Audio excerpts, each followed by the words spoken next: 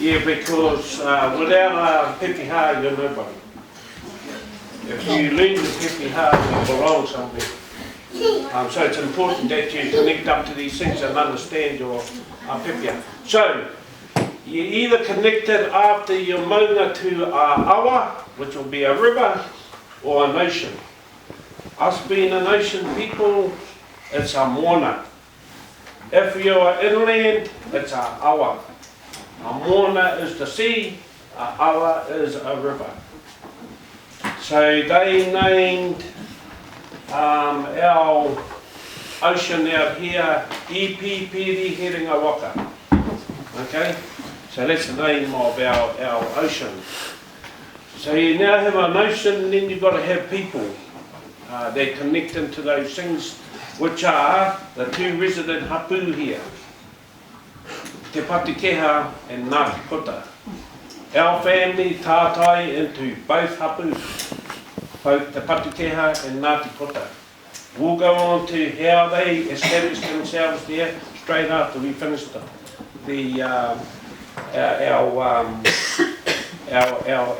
our connections here. So the whare are Te Rāwhiti marae, which is our main marae around the corner, and Kaingahoa. So those are our ancestral houses. This one here only connects into the Patikeha hapu. Why and how is because that man up here gifted this land in 1900 for this school to be built. There would be 8. So Kaingahoa, those are our two hapus and those are our two whares. Then you choose your iwi. Well, if you're affiliated to numerous iwi, you can give it a lot. Like our family directly, I know tātais into, or first and foremost is the Ngāpui Nutunu. That's our iwi. The other iwi that we can tātai into is to Tainui. We tātai into Tainui through a tupuna of ours, Mātere Toha, who was tongo off to Tainui to make peace when our whanaunga hongi heka caused a whole lot of problems down there. That's our iwi. You can identify whichever iwi that, but I do know it's Ngāpuhi, Tainui and Whakatoia. Those are the iwi that we directly tātai into. Okay, now that's only from Rāwhiti here. We also got a connection in Matarawa, and you'll hear that connection with the whakapapa later on. So that's your pepeha. So when everybody knows that when you go to another place, you always stand up and you introduce yourself, you give your pepeha. And I encourage everybody to actually do that because it's something that's actually a tikanga of ours or a custom of ours that was washed away years ago.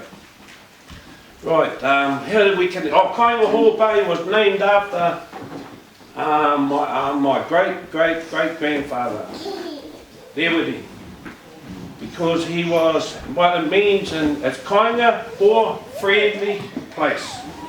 That's what it means, because he was such a friendly man. So let's look at our tupuna up there, and we'll start going down from there, how we come here. He's the grandson of Moka Kainga Mata. Where's Moka Kainga Mata? You'll see where he's buried back in Matarawa with his two other brothers. Moka Kainga Mata was a key figure to actually bring together how we are today living in the Pākehā world. Those three brothers were very, very crucial. Why? Is because there was 3 of them, and where my father's people come from in Matarawa, to keep the peace with another iwi, which was Ngāre Raumati over here, they used to tongo off marriage into marriage to the hapus to keep the peace and become whanaungatanga in times of war come together. And of course our tupuna was tomoed off to a chief from Ngāre Raumati here. And she come from Matarawa, or Waimate North. And of course she didn't get on too well with her husband here, and she went back home, so the people from Matarawa says, from Naitawaka said, oh, you stay and we'll remarry you again. And her husband didn't really like that, and he put together a war party, and he went to Waimate to track down our tupuna, which was Muka and Lewari and Parara, his mother, and slaughtered her, her sister, and two of the girls of Te Auporo, which was the three brothers' mother. So if you ever look at the three brothers, they by the time 25 years had passed, it was in 1800, the first whawhai came out here, the first to Utu, because they killed her. Te Hōtetea at that time, which was Hongi Heka's father, raised the Nami and Naitawaka and all its allies, came out here and done a bit of a bang bang. And that's when they established Ngāti Kota here.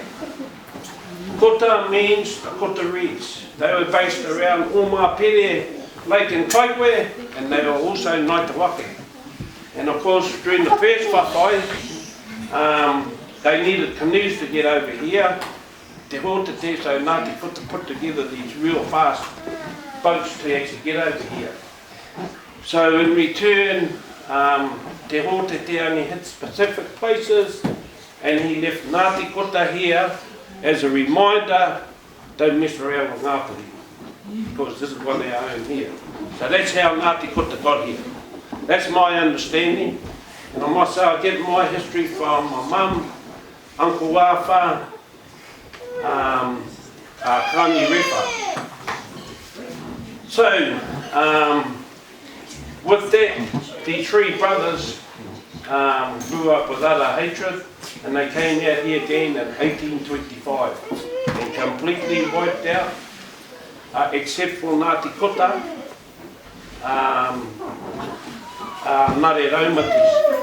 So that's how, and to remember their mother, they named the hapu here Te Patukeha, which means patu hit in the kumara patch with the tuna patch in Waimate. So that's how we get our name, Patukeha. We're only a young hapu, but this hapu came out of three brothers. We'll start with Pararahi. He was the oldest brother. He was a tangata hahi, a very sacred man. He was a peaceful man. He didn't like the whawhai. Then you had Rewa, a middle brother, who was the general and was the strategist. And Rewa was very crucial in maintaining the safety of all the Pākehās that come into Korero and into Rāti. By the way, before the Treaty of Waitangi was signed, Ngāti Kota and Patukeha used to paddle out from here and used to tax all the boats coming into Russell, because they figured out they used to watch that in Port Jackson and Sydney. So they said, well, we are the Pachiaki Kuha, we're the keeper of the doorway to go into, so we used to paddle out and actually tax all the ships coming into Russell, Korero at that time. Mind you, they come to the halt on the 6th of February, 1840. So if you got, I'll go back to the three brothers. There were a very, very intelligent man, and he was the general. He used to be the tactician. He used to work out with the Pākehā what you can and can't do around here. Then you had Moka Kaingahoa, wounded twice in battle, and that's with the gunshots. So Moka Kaingahoa means the keeper of the ammunition. To remember, he got wounded twice in battle. And that's where my mum, or our family, directly tātais into the youngest brother, Moka Kaingahoa. The other thing that I'll quickly explain, the importance is it was through those three chiefs that one of them in particular, Moka Kaingahoa, witnessed three important events in the creation of modern New Zealand. He witnessed three things. The first one was the whakaputinga in 1835, where Māori with Ngāpuhi get together a whole lot of chiefs and they declared in 1835 the Declaration of Independence, te whakaputinga. Okay? The next important document that only Moka witnessed and heard was the proclamation on the 20th of January, was it, Isabel? 1840. Their proclamation was that Hobson had declared that from here on in, the Crown or New South Wales, New Zealand will be a territory of New South Wales and Australia, which means we are now going to come under the Queen. The third event was Te Treaty of Waitangi. Now, understand there's the treaty and Te Treaty. I want to pass on to you, always say Te Treaty, because it's important, because there's two versions of Te Treaty. There's the treaty which the government acknowledges, and there's Te Treaty in te reo of our tupuna, which is a little contradictory to what the government actually believes today. So I always acknowledge Te Treaty, not the treaty. Two different articles as far as the Ngāpuhi nation are concerned.